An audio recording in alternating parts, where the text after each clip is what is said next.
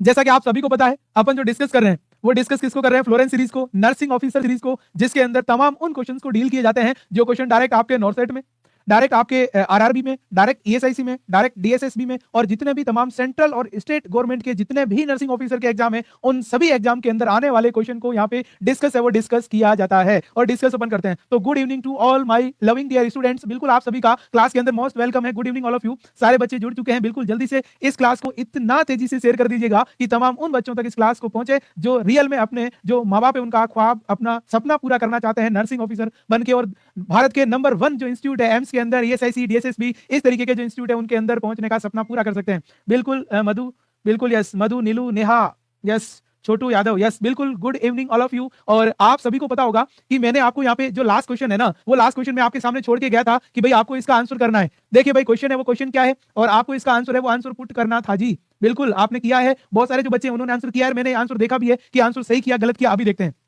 यहाँ पे अपन बात करें क्या लिखा कि black and decomposing tissue that devote of blood circulation, कि भाई अपन बोल रहे हैं कि ब्लड सर्कुलेशन की वजह से टिश्यू है ना वो डिवोट, जैसे अपन बोल रहे हैं ये एक एरिया, इसमें अपन बोल रहे हैं कि ब्लड सर्कुलेशन रुक गया, तो ये एरिया एक कैसा बन गया? ब्लैकिश और डिकम्प्रेसिंग टिश्यू हो गए, क्योंकि टिश्यू के अंदर डिकम्प्रेशन है। ऐसी कंडीशन को आप क्या बोलोगे? इसमें अपन बोले कॉन्ट्रैक्शन बोलोगे, एट्रोपी बोलोगे, गैंग्रीन बोलोगे, या इरिथमा? देखो बेटा, यदि अपन बात करें जनरली सर इरिथमा है ना, इस इरिथमा का मतलब क्या होता है? इरिथमा का मतलब होता है बेटा रेडनेस। किसी भी एरिया के अंदर रेडनेस आ जाए तो उसको इरिथमा कहते हैं। इसका मतलब बच्चों यहाँ पे क्या लिखा? ब्लैक एंड लिखा है, रेड तो लिखा ही नहीं है, इसका मतलब इसको आप काट दो। दूसरा अपन बात करें सर कॉन्ट्रैक्शन, अब देखो ध्यान रखना यहाँ पे लिखा कॉन्ट्रैक्शन का मतलब क्या होता है? किसी भी चीज को कॉन्ट्रैक्ट करना, तो उसकी वजह से भी अपन बोल रहे हैं ब्लूइश रेडिश कलर है वो हो सकता है। इसका मतलब यहाँ पे अपन क्या बोल रहे हैं? इसके अंदर यहाँ पे रहेगा ये अपन बोल सकते हैं। उसके बाद देखिएगा नेक्स्ट वन अपन बात करें एट्रोपी। एट्रोपी का मतलब यहाँ पे क्या होता है? एट्रोपी की मैं यदि बात करूं, इसका मतलब होता है कि जो साइज है ना, साइज सेल की, उस सेल की साइज का एब्सेंट होना, एट्रोपी एक अलग वर्ड है। इसका मतलब सर ये भी नहीं होगा। बिल्कुल जो बच्चे सी आंसर कर रहे हैं ना, उनका आंसर बिल्कुल क्या है ध्यान रखना, सही है, और इसका नाम क्या होगा ध्यान रखना, ये हो गया गैंग्रीन। अब बच्चों गैंग्रीन का मतलब क्या होता है? गैंग्रीन का मतलब गैंग्रीन डेवलप कब होता है बेटा? पहली चीज आपको यहाँ पे ध्यान रखनी है, सबसे पहले होता है ध्यान रखना, ये हो गया डिक्रीज सर्कुलेशन।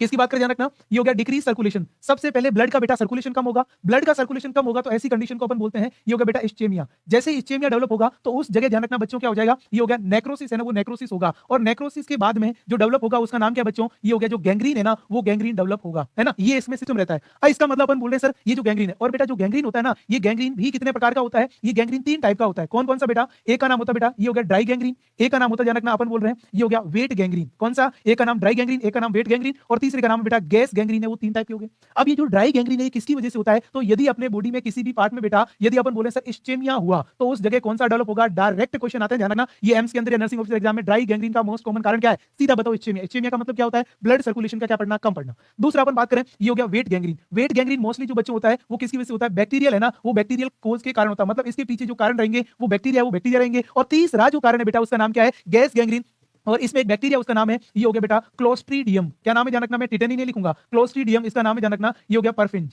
किसकी बात करें ध्यान रखना, ये हो गया क्लोस्ट्रीडियम परफिंजेंस, इसकी वजह से ही होता है, ये रखना। और एक चीज ध्यान रखना, इसका जो सेम ग्रुप है उसका नाम है ये हो गया क्लोस्ट्रीडियम टिटेनी। क्या नाम है? ये हो गया क्लोस्ट्रीडियम, ये हो गया टिटेनी, और इसकी वजह से टिटेनस बीमारी है ना बेटा, वो टिटेनस बीमारी होती है। तो दोनों ये एक ही ग्रुप के बैक्टीरिया है। तो ध्यान रखना गैंग्रीन क्या कैसे बनता है? सर सर्कुलेशन कम पड़ा, इस्चेमिया हुआ, नेक्रोसिस हुआ, फिर गैंग्रीन हुआ। और गैंग्रीन कितने प्रकार के? 3 प्रकार के, और तीनों किस किस वजह से हो रहे हैं इसका भी कारण अपन ने बेटा यहाँ पे जान लिया। और एक और क्वेश्चन जान लिया कि भैया क्लोस्ट्रीडियम टिटेनी एक बैक्टीरिया, और ये बेटा जो बैक्टीरिया होता है ना, ये बैक्टीरिया टॉक्सिन्स निकालता है। ये कैसा बैक्टीरिया ध्यान रखना, ये हो गया टॉक्सिन है ना, उस टॉक्सिन को जारी करता है, और उस टॉक्सिन की वजह से अपनी जो मसल्स है ना, उस मसल्स के अंदर बेटा स्पाज्म है ना, वो स्पाज्म देखने को मिलेगा। क्या होगा ध्यान रखना, मसल से उस मसल्स में स्पाज्म देखने को मिलेगा। इसलिए आपने देखा होगा जिन जिन बच्चों में टिटनेस होता है उन बच्चों के अंदर क्या हो ध्यान रखना, पूरा शरीर एकदम जकड़ जाता है, उसके जो लॉक जो हो जाता है ध्यान रखना, माउथ खुलता ही नहीं है, मुंह खुलता ही नहीं है। क्यों? क्योंकि ध्यान रखना मसल्स है, वो मसल्स क्या होगी बेटा? कॉन्स्ट्रिक्ट है, वो कॉन्स्ट्रिक्ट होगी इस वजह से। तो ये अपन यहाँ पे बोल रहे हैं इस वजह से। तो बहुत सारी चीजें, तो जिन जिन बच्चों ने सी आंसर इसका दिया है उन सभी का बिल्कुल सही है, और ये सारी जानकारी भी आपको अपने दिमाग में बेटा रखनी है। क्लियर चीज है। उसके बाद देखो अगला क्वेश्चन, यस ये क्वेश्चन भी अच्छा है बेटा, बताइए भाई ये क्वेश्चन क्या है। अपन बात करें, क्वेश्चन पहला पढ़ो और फिर आंसर करो। क्वेश्चन क्या है? In which of the following condition intraocular pressure increase. अपन यहाँ पे बोले सर इंट्राओकुलर प्रेशर है ना, ऐसी कौन सी कंडीशन है जिसके अंदर इंट्राओकुलर बढ़ने की वजह से होने वाली बीमारी का नाम बताओ। क्या नाम बताओ भैया? ये हो गया कंजक्टिवाइटिस, ग्लूकोमा, कैटरेक्ट, या अपन बोलते हैं ध्यान रखना रेटिनाइटिस। पहली चीज अपन बात करें बेटा, ये आईओपी क्या है? आईओपी मतलब ध्यान रखना इंट्राओकुलर प्रेशर, शॉर्ट में इसको क्या बोलते हैं? आईओपी। नॉर्मली आईओपी कितना होना चाहिए? ये बेटा नॉर्मली होता है 8 से लगाकर 21 mmHg। कितना होता है? 8 से लगाकर 21 mmHg, ये बेटा नॉर्मल है, वो नॉर्मल रहेगा। अब यदि मैं बोल रहा हूं सर नॉर्मली 21 mmHg से भी अधिक प्रेशर हो जाए कितने से अधिक हो जाए 21 mmHg से अधिक हो जाए तो उसकी वजह से यहाँ पे एक बीमारी होती है बेटा, उसका नाम क्या है? ग्लूकोमा। कौन सी बीमारी होती है ये ध्यान रखना, मैंने आंसर बता दिया। और जिसको एक बार ग्लूकोमा हो गया कभी भी ठीक नहीं होता बच्चा, एक बार ग्लूकोमा हो गया जिंदगी भर आपको टैबलेट खानी पड़ेगी, है ना, तो ये ध्यान रखना। अब अपन ने बोला सर यहाँ पे लिखा है कंजक्टिवाइटिस। कंजक्टिवाइटिस का मतलब क्या होता है? इन्फ्लामेशन होता है।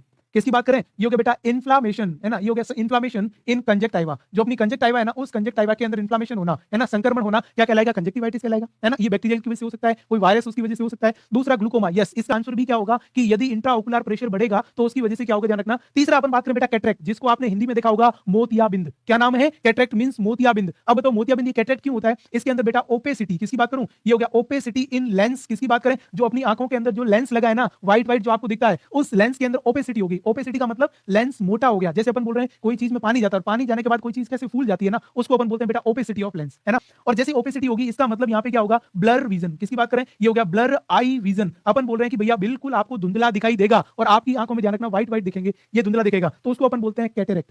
और यदि आपसे पूछा जाए कि मोतियाबिंद या कैटरेक्ट का मुख्य कारण क्या होता है, तो ध्यान रखना यदि आपसे इसका मोस्ट कॉमन कारण पूछे बेटा तो आपको बताना, ध्यान रखना इसमें मोस्ट कॉमन टाइप है उसका नाम है सेनाइल कैटरेक्ट। और सेनाइल कैटरेक्ट का मतलब क्या हुआ कि ऐसा कैटरेक्ट जो एडवांस एज की वजह से होता है। किसकी वजह से? ध्यान रखना ये हो गया एडवांस एज। जैसे जैसे आपकी उम्र बढ़ेगी तो बेटा वैसे वैसे अपना लेंस क्या हो सकता है? धुंधला या खराब हो सकता है। तो अपन को करना क्या है इसका? यदि आपसे ट्रीटमेंट की बात करें तो आपको यहाँ पे क्या करना बेटा? Change lens. आपको क्या करना है? चेंज द, ये हो गया आई लेंस। आपको यहाँ पे आई लेंस को चेंज कर देना कोई बड़ी बात नहीं है, आपको कुछ नहीं करना है। सबसे पहले जो अंदर लेंस लगा है ना, उस लेंस को बाहर निकालो और फिर आप एक नया फोल्डेड लेंस है इसके अंदर डाल दो। एक बार ही डलेगा, आपने डाल दिया फिर दोबारा आपने इसमें डाला, दोबारा नहीं डलेगा। एक बार वापस दोबारा खराब हो गया दैट्स मींस नहीं डलेगा दोबारा, है ना। और ये जो लेंस है ना बेटा, ये अपन बोल रहे हैं इस तरीके से, ये बिल्कुल लेंस एकदम फ्री रहता है, इसमें ऐसी कोई स्ट्रक्चर नहीं है कि जो लेंस से अटैच होती है। क्योंकि ये जो लेंस है वो क्या होता है, ध्यान रखना, अपन बोल रहे हैं इसको ना तो कोई ब्लड सप्लाई होती है। यदि इसको ब्लड सप्लाई होगी ना तो आपको दिखेगा कैसे? लाल लाल दिखेगा। फिर तो इसमें कभी भी कोई ब्लड सप्लाई है वो ब्लड सप्लाई भी बेटा यहाँ पे नहीं है, वो नहीं होती है। तो आपको कुछ नहीं करना है, लेंस को चेंज करना है। और ये ऑपरेशन ओनली फॉर 15 मिनट का है ना। क्या ध्यान रखना? ओनली फॉर 15 मिनट में जाओ, ऑपरेशन करा के वापस आ जाओ। कुछ नहीं किया यहाँ पे आई के पास में, ये बोल रहे हैं यहाँ पे आपने क्या लगाया? कट लगाया। कट लगाने के बाद पुराना लेंस को निकाला और अंदर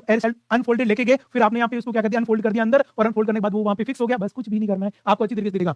और रेटिनाइटिस का मतलब बेटा क्या होता है? जो रेटाइना है ना, रेटाइना, और रेटाइना ध्यान रखना अपनी आई की लेयर है, उसमें यदि क्या हो जाए? इन्फ्लामेशन है ना, वो बेटा इन्फ्लामेशन हो जाए। और रेटाइना ध्यान रखना, अपन बोल रहे हैं सर जो रेटाइना है ना, एक रेटाइना बहुत पतली लेयर है, लेकिन इस लेयर में भी 10 लेयर होती है रेटाइना में भी। आप इसमें एनाटॉमी में देखोगे ना तो 10 लेयर दिखेगी रेटाइना के भी। आई की तीसरी लेयर होती है ना, ये अपन बोल सकते हैं। तो ये हो गया आपका इस क्वेश्चन का राइट आंसर क्या रहेगा बच्चों? This is the B and glaucoma. Yes, nice, है ना, बहुत शानदार क्वेश्चन था बेटा। अगला क्वेश्चन है, इस क्वेश्चन की अपन बात करें तो देखो ये भी अपन बिल्कुल इजी है क्वेश्चन। देखो क्या लिखा है? A fracture in which there is no break into skin. मतलब ऐसा फ्रैक्चर जिसमें स्किन, ये फ्रैक्चर अपने नीचे हुआ है लेकिन स्किन से बाहर नहीं आया। मतलब मैं कह रहा हूं मेरा हाथ टूट गया लेकिन स्किन के कोई यहां से टूट गया लेकिन स्किन के कोई फर्क नहीं पड़ा। ऐसे फ्रैक्चर को अपन क्या बोलते हैं? Open fracture, close fracture, compound fracture या इंपैक्टेड फ्रैक्चर किसके नाम से जानते हैं? मतलब हड्डी भी टूटी लेकिन स्किन के कुछ भी नहीं हुआ। इस तरीके का जो फ्रैक्चर है उस फ्रैक्चर को आप क्या बोलोगे? इस फ्रैक्चर को आप किस नाम से यहाँ पे जानते हो? यहाँ पे देखना, मैं आपको यहाँ पे बताता हूँ ना, जब तक आप आंसर दो तब तक मैं आपको बताता हूँ कि फ्रैक्चर के बेटा कौन कौन से टाइप है। ये देखो अब आपको इससे पता चल जाएगा। यहाँ पे देखिएगा फ्रैक्चर के कौन कौन से जो टाइप्स है ना, उस टाइप्स की अपन यहाँ पे क्या कर रहे हैं? बात है वो बात कर रहे हैं। अब यहाँ पे देखना, सबसे पहले लिखा नॉर्मल हड्डी कैसी होती है, वैसी आपको दिख रही है, ठीक है, ओके, कोई दिक्कत नहीं। अब यदि अपन बात करें बच्चों कि यदि देखो नॉर्मल ये बोन है और बोन एक साइड से थोड़ी सी टूट जाए, है ना, और फिर ध्यान रखना ऐसी बोन को अपन बोलते हैं ग्रीन स्टिक फ्रैक्चर के नाम से जान रहे हैं। एक साइड से टूटी है तो बोन मुड़ भी सकती है, कोई दिक्कत नहीं। और ये ग्रीन स्टिक जो फ्रैक्चर होता है ना बेटा, ये सबसे अधिक बच्चों में होता है। आपने देखा होगा कि कोई कार एक्सीडेंट होती है, माँ और बच्चे पूरा परिवार साथ में था लेकिन बच्चे को कुछ नहीं हुआ, माता पिता की डेथ हो गई। बच्चों की डेथ, बच्चों के फ्रैक्चर भी नहीं होता, कारण क्योंकि बच्चों के अंदर जो फ्रैक्चर होता है ना तो भी ग्रीन स्टिक फ्रैक्चर है वो सबसे अधिक। जैसे कोई आपने देखा ना ग्रीन स्टिक होती है, उसको आप कैसे मोड़ सकते हो, वैसे इसमें मुड़ जाता है।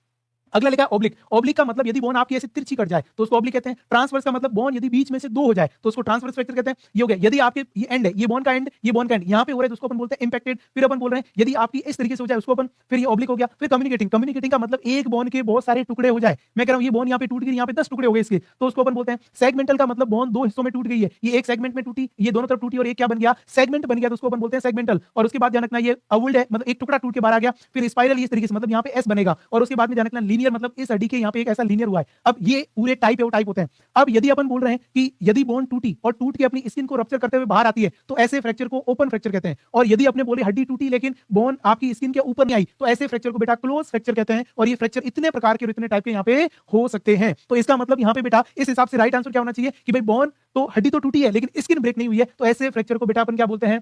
ये हो गया क्लोज है वो क्लोज फ्रैक्चर के नाम से जाना जाएगा। और यदि अपन बोल रहे हैं ये हो गया बोन भी टूटी है, किसकी बात कर रहे हैं, ये हो गया बोन ब्रेकन हुई है, प्लस यहाँ पे स्किन है वो स्किन भी ब्रोकन हुई है, और यदि बोन और स्किन दोनों ब्रोकन हुई है तो उसको ओपन फ्रैक्चर उसके नाम से जानते हैं, ये ध्यान रखना। Is that clear? तो क्लोज और ओपन फ्रैक्चर है उसमें आपको ध्यान रखना है, B is the right answer. Very good all of you, वो बहुत ही शानदार, बहुत अच्छे क्वेश्चन है, आपके बहुत काम आने वाले क्वेश्चन रहने वाले बेटा, बिल्कुल सभी शानदार तरीके से यहाँ पे पढ़ते रहे। बताओ भाई ये भी अच्छा क्वेश्चन है, जिसके पास लॉजिक होगा ना, जिसके पास दिमाग होगा वो इसका सही आंसर देगा, है ना। देखो भाई क्या लिखा हुआ है क्वेश्चन के अंदर, क्या लिखा है कि रिस्क फॉर ये हो गया vertical transmission of HIV is more. Vertical transmission सबसे पहले आपके लिए एक चैलेंज है, उस वर्ड का नाम है वर्टिकल ट्रांसमिशन। बेटा वर्टिकल ट्रांसमिशन आज बता रहा हूं, कभी मत भूलना, वर्टिकल ट्रांसमिशन का मतलब होता है मदर टू हिज फीटस। किसकी बात करें कि मां से उसके फीटस में कोई भी बीमारी या कोई भी चीज जाती है ना, उसको अपन बोलते हैं वर्टिकल ट्रांसमिशन। और ये मां से उसके फीटस में किसके द्वारा जाएगा बेटा, तो उसका स्ट्रक्चर का नाम क्या है, उसका नाम है प्लेसेंटा।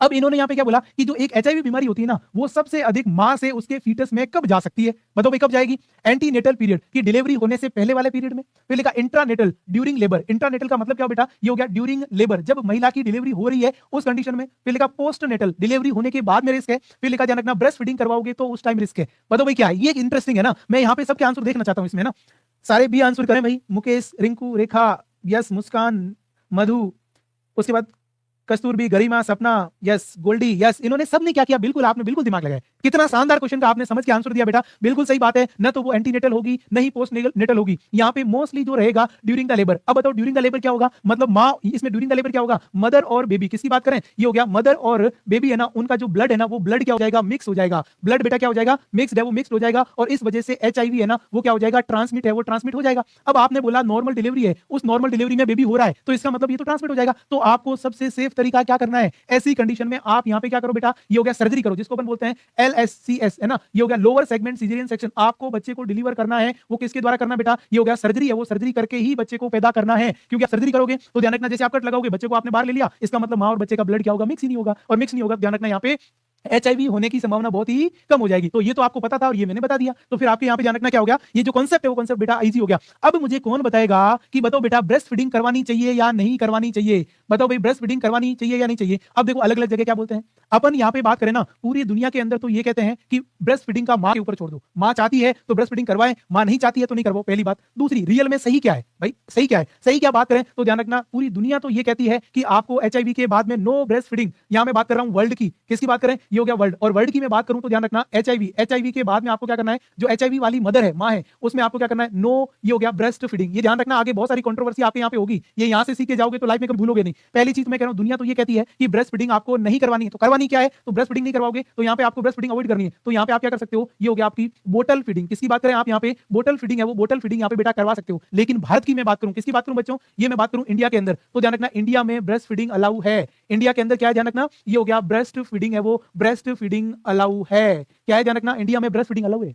बाहर तो नहीं है, लेकिन मेरे हिसाब से तो नहीं चाहिए, है ना। आप क्यों बच्चे को, मदर को यदि एचआईवी है तो आप, क्योंकि ये देखो इंडिया में ब्रेस्ट फीडिंग क्यों लाइव है, क्योंकि इंडिया के पास में ऐसे फॉर्मुलेज नहीं है जिससे बच्चे को आप दूसरा क्या कर सकते हो, जो मदर है, क्योंकि इंडिया अंदर एक तो ध्यान रखना जो मिल्क बैंक है वो भी बहुत कम है ना। तो इस तरीके से बहुत सारी चैलेंजेस इस वजह से इंडिया ने अलाउ कर दिया है, लेकिन मोस्ट ऑफ नहीं करना चाहिए, अच्छी बात नहीं है। यदि बेबी के अंदर हो गया एचआईवी तो उसकी पूरी जिंदगी पड़ी है बेटा, इसलिए अपन यहाँ पे बोल रहे हैं कि आपको यहाँ पे इंडिया के अंदर तो अलाउ है ना, और बाहर क्या ध्यान रखना अलाउ नहीं है। तो आपसे यदि ऐसा कभी क्वेश्चन आ जाए तो जनरली आपसे पूछा जाए कि करानी या नहीं करानी, तो आपको मना ही करना है। लेकिन ऐसा क्वेश्चन आ जाए भाई इंडिया के में ब्रेस्ट फीडिंग करवानी है, सही है गलत है, तो आपको यस कहना है कि बिल्कुल आपको करवानी है, इंडिया के अंदर चलता है, दूसरी जगह नहीं चलता है, ये ध्यान रखना। ये है एचआईवी, और आप सभी को पता है कि एचआईवी का जो है वो अपन बोल रहे हैं एड्स बीमारी होती है। एड्स बीमारी में क्या होता है बच्चा, अपन बात करें एड्स बीमारी को, अपन ध्यान रखना इसकी वजह से, देखो है ना ये एचआईवी, इसकी वजह से क्या होता है, एड्स होता है, और एड्स डिजीज को बेटा अपन बोलते हैं स्लिम डिजीज। किसकी बात करें ध्यान रखना, ये हो गया स्लिम्स डिजीज। स्लिम्स का मतलब क्या होगा, एकदम बेबी है ना पतला हो जाएगा, व्यक्ति पतला हो जाएगा, एकदम जीरो फिगर आ जाएगा। ध्यान रखना जीरो फिगर क्यों आएगा, क्योंकि मसल्स फास्टिंग होती है, उसको डायरिया होगा, उसको ध्यान रखना फीवर रहेगा, है ना, उसकी धीरे धीरे धीरे पूरा वेट है ना वो लॉस हो जाएगा, आदमी पूरा सूख जाएगा, तो उस कंडीशन में ये रहेगा बेटा, इसलिए अपन बोल रहे हैं यस। अगला क्वेश्चन देखो भाई, यस, ये क्वेश्चन भी अच्छा क्वेश्चन है और आपको इसमें दिमाग लगा के आंसर करना है। क्या लिखा बच्चों, ये हो गया शार्प, जो तीखी चीज है। शार्प का मतलब क्या अपन बोल रहे हैं सर, इसमें अपन बात करें तीखी चीजें, तो क्या लिखा, sharp instrument should not be sterilize. Sharp instrument को किससे स्टरलाइज नहीं करना है, वहां बात हुई है, तो भाई कूलिंग, बॉइलिंग, हॉटेरोन, या अपन बोल रहे हैं एंटीसेप्टिक सॉल्यूशन। पहली चीज ध्यान रखना, कूलिंग अपने स्टरलाइजेशन के अंदर होता ही नहीं है ना, कूलिंग अपने होता ही नहीं है। शार्प का मतलब अपन बोल रहे हैं भाई कोई सीजर्स हो गई, कोई ब्लड हो गई, ये सारी चीजें किसमें आएगी, शार्प में आएगी। बताओ भाई इसके अंदर यहाँ पे क्या होगा, बताओ इसमें क्या नहीं करना चाहिए, करना चाहिए वो नहीं कह रहा हूं, क्या नहीं करना चाहिए बताओ, कूलिंग, उसके बाद बॉइलिंग करोगे, क्या बॉइलिंग करनी चाहिए नहीं, फिर हॉट एयर ऑन करना चाहिए नहीं। अब देखो यहाँ पे मैं बात करूं कि क्या नहीं करना है, तो कभी भी ऐसी कंडीशन में आपको बेटा बॉइलिंग है वो बॉइलिंग नहीं करनी है, क्यों, क्योंकि इनकी धार चली जाएगी। है ना, ये इनकी धार है वो चली जाएगी, इसलिए आपको यहाँ पे शार्पनेस है वो शार्पनेस चली जाएगी, इसलिए कभी बॉइलिंग नहीं करना है। तो करना क्या है, यदि मैं बोल रहा हूँ कि ये हो गया बच्चों शार्प जो इंस्ट्रूमेंट है, उस इंस्ट्रूमेंट का आपको स्टरलाइजेशन करना है। क्या करना है बेटा, ये हो गया स्टरलाइजेशन। अब मैंने क्वेश्चन को चेंज कर दिया, पहले मैंने बोला कि क्या नहीं करना है, अब मैं बोल रहा हूँ क्या करना है। यदि मैं क्या करना पूछूं तो क्या आंसर करोगे, तो उस टाइम आपका आंसर जाएगा बेटा ये हो गया हॉट एयर ऑन। क्या जाएगा बेटा, ये हो गया हॉट एयर ऑन है, वो हॉट एयर ऑन जाएगा। This is the question. जितने भी शार्प इंस्ट्रूमेंट है उनका आप हॉट एयर ऑन है वो हॉट एयर ऑन करो, है ना। और आप सभी को पता है सर ये जो हॉट एयर ऑन है ना, इसकी अपन बात करें 160 डिग्री सेंटीग्रेड और 2 घंटे तक आपको इसमें यहाँ पे क्या करना है, रखना है। ऐसे हॉट एयर ऑन के अंदर बेटा ऐसे एक डिब्बा आता है, इसमें ध्यान रखना है, ऐसे स्लाइड लगी होती है और इस स्लाइड के ऊपर आप यहाँ पे क्या रख सकते हो बेटा, सारी चीजें आप रख सकते हो। तो इसमें आपको ये करना है ना। तो ये और ये हॉट एयर ऑन कैसा बेटा, ये ड्राई हीट स्टरलाइजेशन है। कैसा है बेटा, ड्राई हीट स्टरलाइजेशन। इसमें जो हीट आएगी वो कैसी आएगी, ध्यान रखना, ड्राई है वो ड्राई आएगी। कभी कभी क्वेश्चन पूछते हैं कि हॉट एयर ऑन कैसा है, तो ध्यान रखना ड्राई हीट स्टरलाइजेशन है। तो बिल्कुल यहाँ पे अपन बोल सकते हैं बेटा इसका जो सही आंसर है, तो यहाँ पे नोट लिखा है तो बॉइलिंग, और उसके बाद में अपन बोल रहे हैं सर क्या करना चाहिए, तो मैंने यहाँ पे हॉट एयर ऑन। ये ध्यान रखना नर्सिंग एप्टीट्यूड में भी आपके क्वेश्चन आ सकता है कि किस चीज की बॉइलिंग नहीं की जा सकती, किस चीज को उबाला नहीं जा सकता, उबाल कर विसंक्रमित नहीं किया जा सकता, तो उस कंडीशन में आपको यहाँ पे बॉइलिंग को हटाना है। ठीक है बेटा, अगला देखिए भाई नेक्स्ट वन। यस, ये क्वेश्चन भी आपके काम का है। बताओ भाई मुझे, थोड़ी बहुत मैं और अच्छी चीजें बताऊंगा। क्या लिखा है, यूनिवर्सल, किसकी बात करें, यूनिवर्सल रिसिपेंट ब्लड ग्रुप। बताओ भाई ऐसा कौन सा ब्लड ग्रुप है जो सबसे ले सकता है, लेने वाले का नाम बताओ भाई। ये हो गया ओ नेगेटिव, उसके बाद देखो ओ है ना, उसके बाद ए बी, उसके बाद ए और बी। बताओ भाई इसका आंसर क्या होगा, मेरे हिसाब से सबको ये है जो बिल्कुल क्लियर है। यस, यहाँ पे मैं आंसर देखना चाहता हूँ बेटा, मैं हिंदी में तो बता रहा हूँ, सारी चीज हिंदी में बोल रहा हूँ, विसंक्रमण हिंदी है, ऐसे वर्ड हिंदी बोल रहा हूँ, है ना। तो आपको यहाँ पे समझ में आ जाएगा बेटा, इजी क्वेश्चन है ना। यस, ये देखो अब यहाँ पे देखो बच्चों, यूनिवर्सल रेसिपिएंट की अपन बात करें तो आप सभी को पता है, देखो मैं आपको एक चीज बता रहा हूं। एक तो अपन बोल रहे हैं बेटा यूनिवर्सल, ये हो गया यूनिवर्सल डोनर। किसकी बात करें, यूनिवर्सल डोनर। यूनिवर्सल दे कौन सकता है, ये हो गया ध्यान रखना, यूनिवर्सल जो डोनर है वो ओ ब्लड ग्रुप है। कौन सा रहेगा, ध्यान रखना, ये हो गया ओ है ना, ओ पॉजिटिव वो रहेगा। उसके बाद अपन बात करें यूनिवर्सल रिसीवर, यूनिवर्सल ये हो गया रिसीवर है ना, उस रिसीवर की बात करें तो ये रिसीवर कौन सा हो गया बेटा, उसकी मैं बात करूं तो ये हो गया ए बी पॉजिटिव है ना, वो ए बी पॉजिटिव, बी बिल्कुल सही आंसर है। यदि मैं बात करूं कि ब्लड ग्रुप प्रेजेंट, कि ब्लड ग्रुप सबसे अधिक कौन सा होता है, बताओ भाई ब्लड ग्रुप सबसे अधिक कौन सा ब्लड ग्रुप है वो होगा सबसे फर्स्ट के ऊपर होगा बेटा। अपन बोल सकते हैं सर ये ना ओ है ना, वो ओ रहेगा लगभग 37% लोगों में। फिर जो आएगा बेटा वो रहेगा बी वाले। फिर कौन से आएंगे, आने वाले हैं, ये होगा ओ। ओ के बाद में सेकंड है, वो सेकंड कौन से आने वाले, बी है ना, वो बी है। बी भी लगभग अपन बोले सर 33% है। उसके बाद में आएगा बेटा ए वाले, और ए वाले लगभग कितना ध्यान रखना, ये अपन बोल रहे हैं 16 से लगाकर 18% है। और उसके बाद में आता बेटा ए बी वाले, तो ए बी वाले अपन बोल रहे हैं सर ए बी वाले तो बहुत कम है, ये हो गया 7% ही है ये टोटल। तो इसका मतलब सबसे अधिक कौन मिलेगा, आप जब भी देखोगे तो ना ओ वाले सबसे अधिक मिलेंगे, फिर कौन से मिलेंगे, बी वाले, फिर कौन से मिलेंगे, ए वाले, और फिर कौन से मिलेंगे, ए बी वाले, है ना। ये चीज ध्यान रखना। अब अपन बात करें बेटा कौन ब्लड किसको दे सकता है, देखो पॉजिटिव है वो पॉजिटिव को दे सकता है, कोई दिक्कत नहीं है ना। उसके बाद अपन बोल रहे हैं पॉजिटिव है नेगेटिव को नहीं दे सकता, पॉजिटिव कभी नेगेटिव को नहीं दे सकता। फिर नेगेटिव है पॉजिटिव को दे सकता है क्या, दे सकता है। और नेगेटिव नेगेटिव को दे सकता है, दे सकता है। ये मैं जो चीज बता रहा हूं ना बहुत इंपॉर्टेंट है। क्या कह रहा हूं मैं, यहां मैं कह रहा हूं पॉजिटिव पॉजिटिव को दे सकता है, मतलब A positive B positive B positive दे सकता है। उसके बाद पॉजिटिव और नेगेटिव नहीं दे सकता, मैं कह रहा हूं बी पॉजिटिव बी नेगेटिव को नहीं दे सकता, नहीं दे सकता है ना।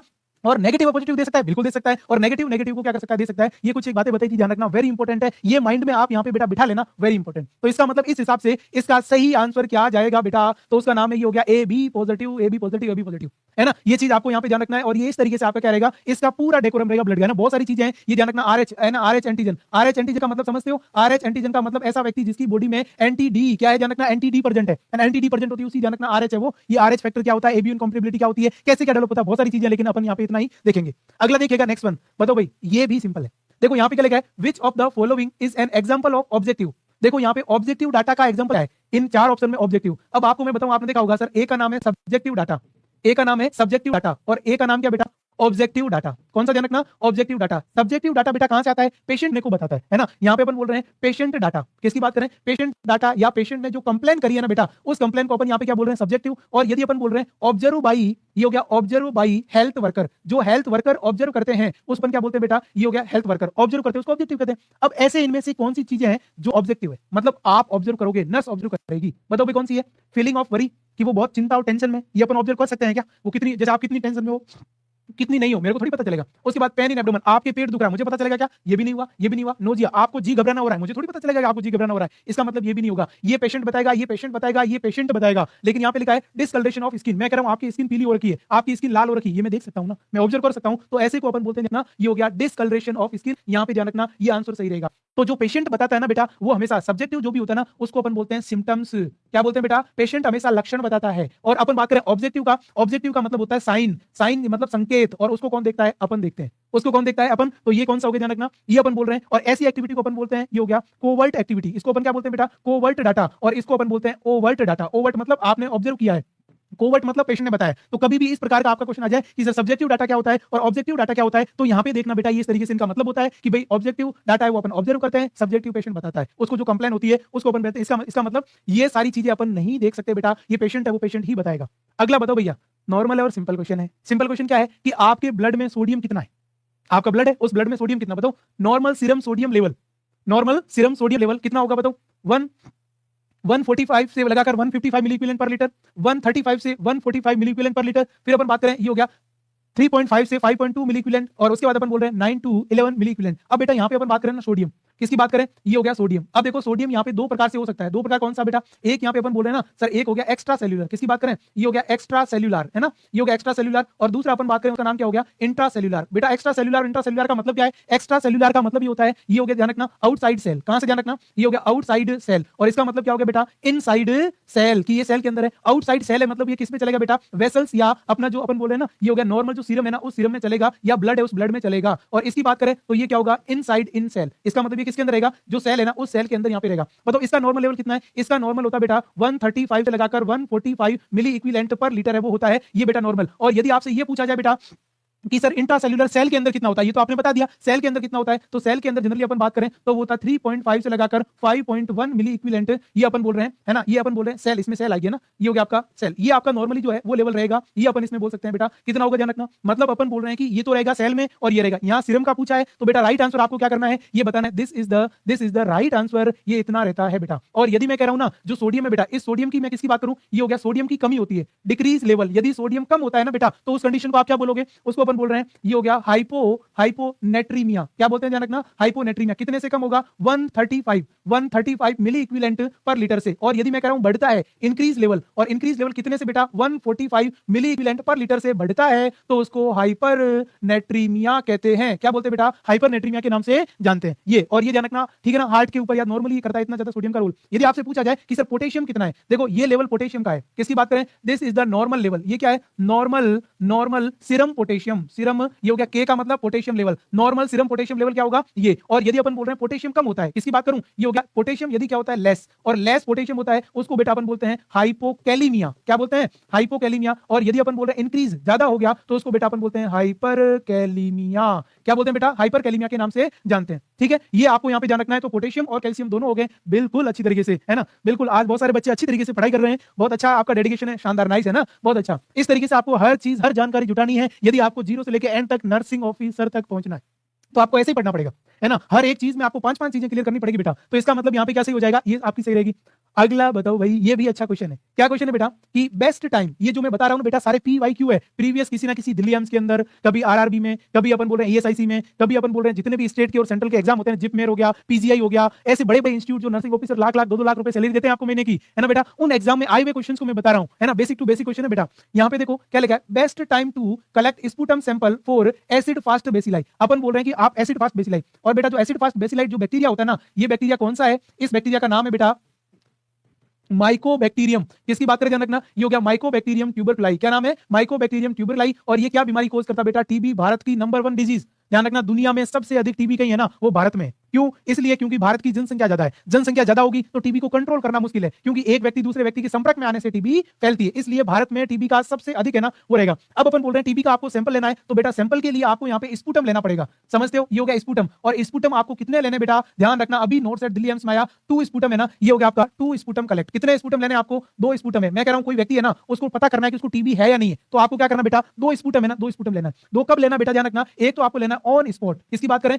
ऑन स्पॉट, और दूसरा क्या लेना है, ये हो गया बेटा अर्ली मॉर्निंग, किसकी बात करें ध्यान रखना, ये हो गया अर्ली मॉर्निंग। उस अर्ली मॉर्निंग की बात करें तो एक हो गया ऑन स्पॉट और एक हो गया अर्ली मॉर्निंग। अब ये वही तो बात कह रहा है कि भाई best time to collect sputum acid fast bacilli, कि सबसे अच्छा टाइम कौन सा होता है, मतलब भाई मॉर्निंग आफ्टर अवेक ए फैलन ट्यूब, उसके बाद ध्यान रखना फाल ट्यूब है वैसे इसका नाम है ना, फाल्कन ट्यूब या फैलन ट्यूब लगेगा। उसके बाद आफ्टर ब्रेकफास्ट, खाना खाने के बाद में, उसके बाद इन इवनिंग या व्हेनेवर द पर्सन कफ, कि जब भी खांसी आए। मैंने क्या बोला, अर्ली मॉर्निंग लेना है। अब सुबह कब लेना चाहिए बताओ, खाना खाने के बाद लेना चाहिए, इवनिंग में शाम को लेना चाहिए, शाम को तो लेना नहीं है, मैं तो सुबह की बात कर रहा हूं। ये बोल रहा है जब कभी भी आपको खांसी आए, बताओ भाई, अब आप अपना नॉलेज है उस नॉलेज को शेयर करो, ठीक है ना। अब बताओ, अब आप यहाँ पे अपने नॉलेज उसको शेयर करिएगा। यहाँ पे देखो ब्रेकफास्ट के बाद लेना है या उठते ही आपको लेना है, या अपन बोल रहे हैं ध्यान रखना कि आपको जब उसको खांसी आए तब लेना है, ठीक है ना। बहुत सारे बच्चे जो है वो ए आंसर कर रहे हैं, बहुत सारे सी आंसर, सी तो बेटा इवनिंग में तो लेना ही नहीं है, ठीक है ना। बहुत सारे ए और डी में कंफ्यूजन है बेटा, ध्यान रखना खांसी आए तब नहीं लेना है, और खांसी आए तब लेना, दिस इज द, ये तो ध्यान रखना ऑन स्पॉट हो गया, ऑन स्पॉट की तो मैं बात ही नहीं कर रहा हूं, इसका मतलब ये भी गलत है। और नाश्ता करके कभी नहीं लेना है, आपको जैसे ही सबसे पहले उठा और उठने के बाद में आप यहाँ पे क्या कर सकते हो, डायरेक्ट है वो डायरेक्ट। और जब भी आपको स्पुटम लेना है ना, देखो फाल्कन ट्यूब कैसी होती है, ये इस तरीके से नीचे ध्यान रखना ऐसी होती है, और इस तरीके से इसके ऊपर ध्यान रखना यहाँ पे क्या की होती है, मार्किंग है वो मार्किंग की होती है, ऐसी ध्यान रखना ट्यूब होती है। और इसमें आपको ध्यान रखना स्पुटम लेना है, इसको बंद करके फिर ध्यान रखना लैब में सेंड कर देना है, लैब में आपको क्या कर देना है, सेंड है वो सेंड यहाँ पे बच्चों कर देना है, क्लियर चीज है। और ये अपन बोल रहे हैं आपको क्या करना है, जैसे ही सुबह उठोगे ना आपको मुंह धोके, है ना, जैसे मुंह धोके और नॉर्मली पानी से अपन क्या कर सकते हो, मुंह है वो मुंह धो सकते हैं बेटा, है ना, कोई दिक्कत वाली यहाँ पे बात है वो बात नहीं है। तो इस तरीके से अपन यहाँ पे क्या कर सकते हैं, बोल सकते हैं। उसके बाद देखो नेक्स्ट वन, है ना, नेक्स्ट क्वेश्चन बताओ भाई, ये तो बहुत इजी है, ये तो आपके लिए आसान हो गया है ना। अब अपन यहाँ पे बात करें क्या लिखा बेटा, human anatomical waste should be discarded in colour contain hospital. बताओ भाई ह्यूमन एनाटॉमिकल वेस्ट किसकी बात करें, ध्यान रखना ह्यूमन एनाटॉमिकल, जो भी अपने ह्यूमन का जो एनाटॉमिकल वेस्ट निकलता है उसको किस में डिसकार्ड करना चाहिए। बताओ भाई किसके अंदर डिसकार्ड करना चाहिए, रेड में, ब्लू में, येलो में और ब्लैक में, ये तो बहुत इजी है। बताओ भाई किसी भी मानव एक्स, अपन बोल रहे हैं ना, मानव में जितना भी वेस्ट निकलता है उस वेस्ट को कौन से कलर के बीन या डिब्बे में डालोगे हॉस्पिटल में।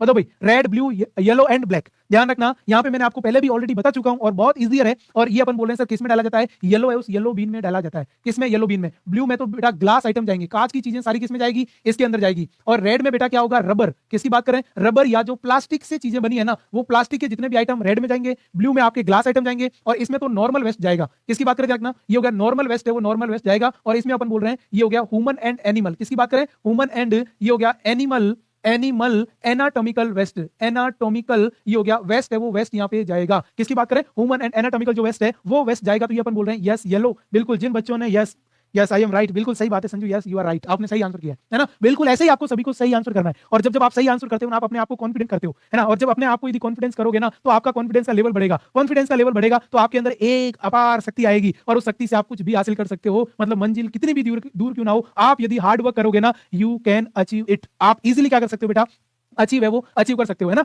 यस। उसके बाद देखिएगा नेक्स्ट वन अपन यहाँ पे बात करें, ये देखो अगला क्वेश्चन क्या बेटा, सिंपल सा क्वेश्चन है कि all of the following are the neurotransmitters, ये सभी न्यूरोट्रांसमीटर है, एक को छोड़ के। यहाँ पे मैंने 3 न्यूरोट्रांसमीटर के नाम लिखे हुए हैं, एक न्यूरोट्रांसमीटर नहीं। न्यूरोट्रांसमीटर का मतलब क्या होता है, ऐसे न्यूरोट्रांसमीटर हमेशा क्या करते हैं, ब्रेन है ना, उस ब्रेन के अंदर जो नर्व है उस नर्व को ध्यान रखना क्या करते हैं, नर्व से सेंसेशन देने का काम करते हैं।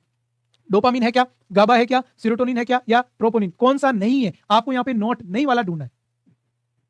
क्या करना बच्चों, यस आपको यहाँ पे नहीं है उस नहीं वाला ढूंढना है। अब तो भी कौन सा है वो कौन सा नहीं रहेगा। इसमें यदि मैं बात करूं बेटा, डोपामिन बिल्कुल होता है, डोपामिन तो होता ही है। और डोपामिन यदि ध्यान रखना बेटा कम होता है तो अपन बोल सकते हैं ध्यान रखना इसमें जो पार्किंसन डिजीज होगी, और बढ़ेगा तो सिजोफ्रेनिया, आप पागल हो जाओगे। डोपामिन ज्यादा आपने देखा होगा ना, डोपामिन कहते हैं ना, डोपामिन सेरोटोनिन इनको लव हार्मोन बोलते हैं, लेकिन ये जब ज्यादा होते हैं ना तब आपका काम तमाम कर देते हैं। कम है और लेवल में है तब तक तो ठीक है, कम होगा तो भी बीमारी होगी, ज्यादा होगा तो भी बीमारी होगी। कम होगा बेटा इसकी वजह से तो अपन बोल सकते हैं सर यहाँ पे आपको क्या देखने को मिलेगा, तो पार्किंसन डिजीज है, आपकी मसल्स फास्टिंग होगी, चल नहीं पाओगे, और सिजोफ्रेनिया होगा तो पागल हो जाओगे। उसके बाद अपन बात करें गाबा, गाबा ध्यान रखना ये जो है ये एंजाइटी के लिए, इसमें ध्यान रखना क्या होगा बेटा, एंजाइटी है ना वो एंजाइटी हो जाएगी कम ज्यादा, ये भी है। इसका मतलब सेरोटोनिन, ये भी न्यूरोट्रांसमीटर आपको पता है, सेरोटोनिन ज्यादा हो गया ना तो ध्यान रखना डिप्रेशन में डाल देगा, है ना। ये इस तरीके से अपन बोल रहे हैं ये भी है। इसका मतलब कौन सा नहीं है, ये हो गया ट्रोपोनिन। ये बेटा ट्रोपोनिन है ना, ये ट्रोपोनिन एक प्रकार का कार्डियक मार्कर है। ट्रोपोनिन क्या बेटा, कार्डियक जो है वो मार्कर है, ये बताता है कि हार्ट की स्थिति कैसी है, ये अपने हार्ट की स्टेटस को बताता है। तो troponin is the muscles cardiac marker. ये कैसा रहेगा ध्यान रखना, मसल्स कार्डियक मार्कर है वो, मसल्स कार्डियक मार्कर रहेगा। ये तीनों तो है, इसमें पर्सन में आपको ये पूछा कौन सा नहीं है, जो नहीं है ना वो आपको बताना है। तो इसमें कौन सा नहीं रहेगा बेटा, ट्रोपोनिन है वो ट्रोपोनिन नहीं रहेगा।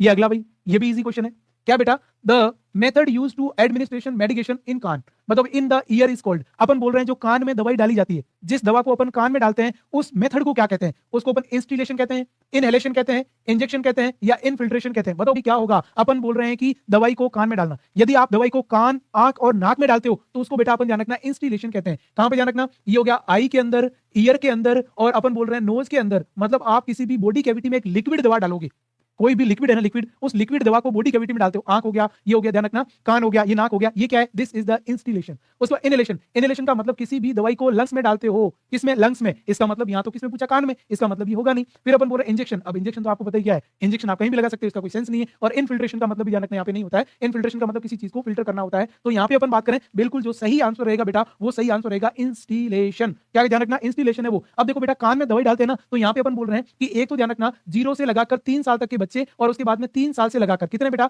3 साल से लगाकर जब तक अपन बोल रहे हैं ये हो गया, कोई भी अडल्ट है ना वो अडल्ट हो गया। आपको कान को यहाँ पे ध्यान रखना क्या करना है ना। अपन बोल रहे हैं इसको, आपको जो ईयर पिन्ना है, किसकी बात करें, ईयर पिन्ना, जो कान है ना, कान का ये बाहरी हिस्से को अपन बोलते हैं ईयर पिन्ना। किसके नाम से जानते हैं, ईयर पिन्ना के नाम से जानते हैं। इस ईयर पिन्ना को आपको मूवमेंट है ना, वो मूवमेंट कैसे करना है, तो यहाँ पे आपको करना बेटा बैकवर्ड, किसकी बात करें, ये हो गया बैकवर्ड एंड डाउनवर्ड। क्या करना है आपको, बैकवर्ड और डाउनवर्ड करना है। और अडल्ट के अंदर ईयर पिन आपको क्या करना है, ये हो गया बेटा अपवर्ड।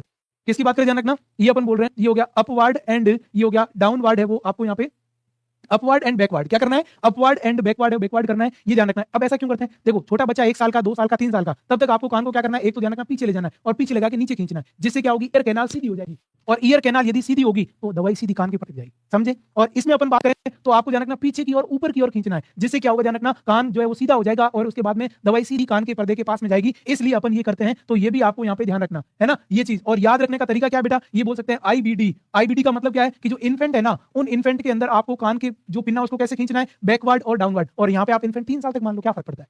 किसी चीज को याद रखने के लिए इन्फेंट को 1 से 3 साल करना पड़े तो भी कोई दिक्कत वाली बेटा बात है, वो बात नहीं है। तो कभी भी ध्यान रखना ईयर पिन्ना को आपको आईबीडी मतलब इन्फेंट मतलब 0 से लगाकर 3 साल में आपको कान को पीछे की और ऊपर की ओर खींचना है। और ये क्वेश्चन ध्यान रखना बेटा, नॉर्सेट दिल्ली एम्स ने पूछा है, नॉर्सेट दिल्ली एम्स ने 2021 में ये पूछ लिया है। इसको 2-3 बार क्वेश्चन आ गया है कि छोटा बच्चा है, कान में दवाई डालनी है, कैसे डालोगे, तो ये देखो ऐसे डालो, कैसे डालोगे, बैकवर्ड एंड डाउनवर्ड है वो डाउनवर्ड करोगे, ये चीज ये ध्यान रखना। और आज का लास्ट क्वेश्चन जिसका आंसर आपको कमेंट बॉक्स में देना है, देखिए भाई क्या क्वेश्चन है बेटा, ये हो गया low pitch continuous gargling sound. एक तो साउंड धीरे आ रही है, दूसरी कंटिन्यूस आ रही है, लगातार आ रही है, तीसरा गार्गलिंग, अपन जैसे गराटे करते हैं ना वैसे गार्गलिंग साउंड हो रही है, किसकी, secretion in the large airway. अपन बोल रहे हैं कि यहाँ पे क्या हो गया, अपना लार्ज एयर माउथ के अंदर या लार्ज एयरवे में पानी या सिक्रेशन है। अपन बोल सिक्रेशन मतलब क्या हुआ कि सर स्पूटे में ऐसा भरा हुआ है, सिक्रेशन की वजह से गर गर गर गर की आवाज आ रही है, लेकिन आवाज की टोन हाई नहीं है, आवाज की टोन धीरे धीरे। ऐसी टोन को अपन विजिंग साउंड कहते हैं, रोंकी साउंड कहते हैं, कफिंग बोलते हैं या स्टोडर बोलते हैं। इसका आंसर आपको कमेंट बताना है। कल मैं इन चारों के बारे में बताऊंगा कि कौन सा क्या मतलब होता है बेटा।